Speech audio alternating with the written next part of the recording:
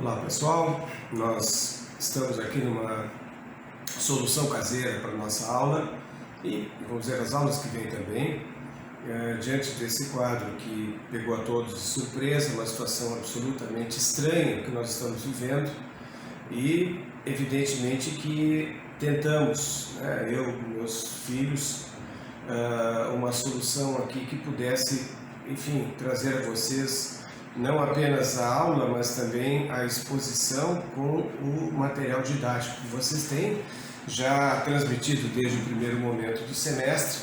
Nós, infelizmente, tivemos uma aula só. Semana passada fomos pegos de surpresa com o corte das aulas e o que eu tinha disponível foi, infelizmente, usar um material para vocês de uma outra fonte, que não a nossa. Mas agora espero que estejamos já todos prontos e assim definidos para os nossos encontros. Quero pautá-los sempre com um período de 10 a 12 minutos por módulo, tá? Então isso vai deixar uma coisa mais fácil até para o carregamento de vocês no sistema pela internet. E também facilita bastante a didática quando nós temos então esse período de aulas curtas ou rápidas em termos de didática. É o que nós, inclusive, os professores todos estamos empenhados em uma corrente muito grande. Nós temos, até para vocês saberem que não foi questão de despreparo, mas foi questão de surpresa, que o próprio sistema não permitia, não nos auxiliava bastante ainda naquele momento, tivemos que adaptar muita coisa e temos mantido permanentemente um contato entre todos os professores pelo WhatsApp. Criamos um grupo de professores da Escola de Direito da PUC e também fazendo com que isso seja realmente o mais prazeroso possível para vocês. Eu sei que a aula ainda pela modalidade EAD ela realmente depende de várias ferramentas, mas é o que nós temos, nós não podemos sair de casa também, então o que se coloca agora como projeção para vocês é o que está sendo possível, tá bem? Já tínhamos começado a nossa primeira aula com algumas pinceladas nesta chamada atividade do processo civil, numa delas que estaria definida na divisão dos planos material e processual.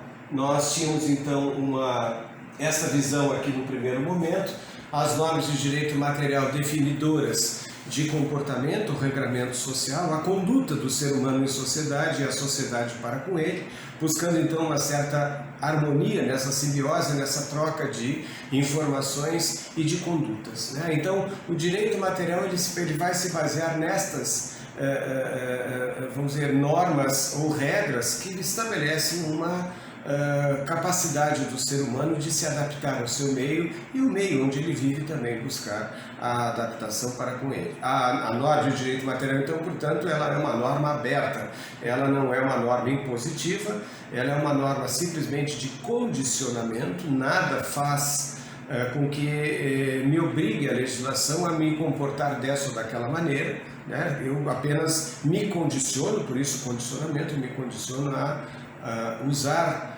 do meu direito até o limite e o respeito ao direito do próximo. Evidentemente que eu tenho então a minha escolha de ou não avançar ou ficar então dentro daquilo que a lei me determina na minha regra de conduta, no meu comportamento. Bom, com isso a matéria se divide aí nesses dois grandes planos, em que este mesmo direito material traz para cada um de nós, ou para uma sociedade ou determinada camada social, um direito material subjetivo. Cada um pensa o direito que entende ter. Qualquer situação nova, qualquer mudança no mundo, hoje vai acontecer desse direito material subjetivo estar sempre caminhando com essas mudanças e, evidentemente, com uma falta, às vezes, de acompanhamento do próprio Poder Legislativo, que já deveria estar legislando essa matéria e não o faz. Mas, por conta disso, é que o Poder Judiciário, nesse momento, através do exercício jurisdicional, a jurisdício, quer dizer, o poder que tem o Estado de dizer o direito e realizá-lo, nós vamos ver muito isso nesse semestre, está exatamente nesta atividade em que um direito material subjetivo seja agredido ou ainda ameaçado, e aí estaria, portanto, o Poder Judiciário já naquele plano inferior, que é o plano não por uma escala, mas assim didaticamente apresentado, não tem nenhuma inferioridade, mas um plano, quer dizer, que está abaixo do plano do direito material, exatamente por isso, como apoio do direito material, para que o direito material ganhe vida. Na medida que eu tenho uma pretensão indenizatória contra alguém, eu vou usar do processo para chegar a esse objeto. Quer dizer, eu não tenho mais um estatuto, né, que me permite, ou qualquer estatuto que me permite, a autotutela. Eu tenho sim uma atividade que eu devo tentar de todas as maneiras, ainda no plano do direito material, me ver ressarcido desse prejuízo.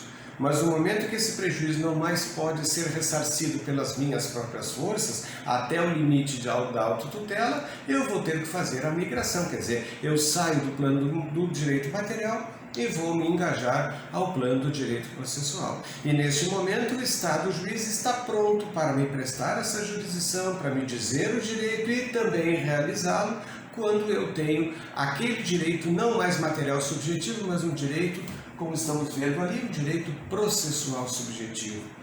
Todo cidadão brasileiro é portador dele. Todo cidadão brasileiro tem o direito de ter as portas abertas do Poder Judiciário para pleitear o que entender de direito, que seja justo para ele, que seja o seu direito material subjetivo.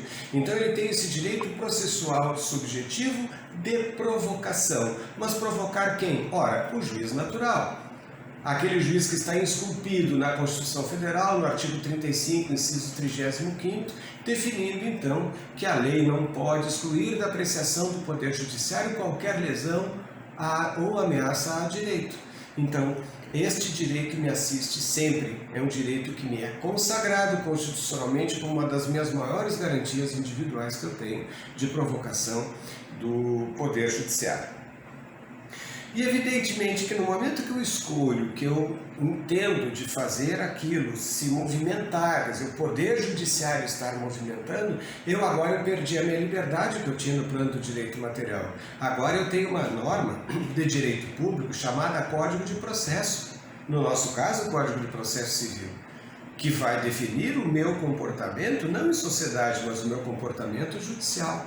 Vai dizer por estas normas como eu devo processar alguém, que tipo de petição é esta, como deve este alguém se defender, como é o comportamento do juiz e das partes, como se realiza uma audiência, como se faz uma sentença, como se faz uma exceção. Então, vários mecanismos que estão lançados dentro de uma norma de direito público. E esta norma de direito público, portanto, ela será regente pelo Estado juiz, que vai controlar a sua melhor e mais escorreita aplicação. Dizer que não haja nenhum desvio nesta aplicação da lei processual para que ela seja então bem definida entre as partes e, acima de tudo, que não haja nulidade nesse processo. Esse processo é um rito, é uma solenidade, e é um rito e uma solenidade registrado. E aí, no momento que nós temos esse registro de processo, quem analisa, quem folheia o processo vai ver bem, esse processo está regular ou não está regular.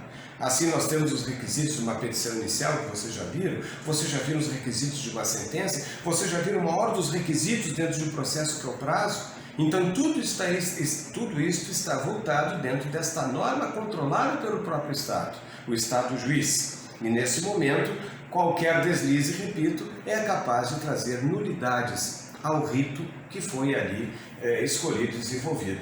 E uma vez que nós temos então esta possibilidade de uma porta aberta no Poder Judiciário sempre para que eu pleiteie nele qualquer direito, eu vou ter então agora o meu processo, na verdade, através da ação de direito processual.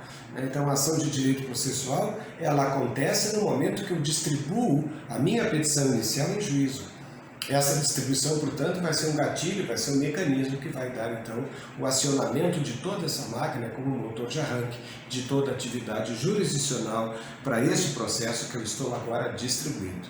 E na medida que eu tenho um processo, nós vamos ver, então, que o processo vai ser um instrumento que o Estado mesmo estará agora regendo na sua atividade maior do Poder Judiciário, de também reger toda a participação do processo, como reger aquilo próprio que o Estado dirá através da sentença, como e principalmente a coisa julgada, que será, portanto, vamos dizer, o coroamento de tudo isso quando chegarmos ao final, com a decisão já que não caiba mais recurso algum, portanto, a coisa julgada se forma pelo trânsito em julgado automaticamente da decisão. Ou seja, neste momento vem a Constituição de novo e diz, bem, agora a situação terminou, o processo está findo pelo trânsito em julgado e formou-se sobre esta decisão esta blindagem da coisa julgada, que é um elemento abstrato, mas que dá a ideia de respeitabilidade por todos, além das próprias partes, mas a todos os terceiros que se comprometem nessa sociedade, né? Mas ela, em relação às partes, é lei. Para terceiros, em relação ao processo, que não tiveram nada a ver, esta decisão com coisa julgada merece a respeitabilidade, né, que a própria Constituição determina. Então, é um direito individual, né, que também está definido, né, no inciso 60 do artigo 5º da Constituição Federal, a coisa julgada com seus característicos todos. Então aí nós temos a ideia, quando nós mudamos do plano material para o processual, onde no plano material tinha uma relação direta entre as pessoas interessadas, o cara que bateu no meu carro, eu estou buscando lá na casa dele este pagamento, e eu estou agora não conseguindo aquele plano do direito material, o meu agir material, agora estou entrando com o meu agir processual. Então, aí, nesse momento, eu estou substituído, né? Estou sendo substituído pelo Estado, quer dizer, o Estado juiz que eu provoquei, e agora eu tenho aqui o réu que será chamado pelo próprio Estado. Então, a relação angularizada está desse modo já definida. Um juiz que estará, portanto, mediando autor e réu neste grau de isonomia de igualdade. Se no plano material eu tinha uma relação de quase de subordinação entre credor e devedor, né, entre o que entenda ter direito e o que não teria, aqui no Poder Judiciário tem uma relação não mais de subordinação, mas de igualdade entre as partes. Por isso, um dos princípios regentes da atividade judicional é o da autonomia. E com isso nós podemos então passar a estudar esta questão, né, da própria topografia do código, né? E já começamos então com a outra aula, onde eu já começo no novo módulo a estabelecer então esse contato com vocês.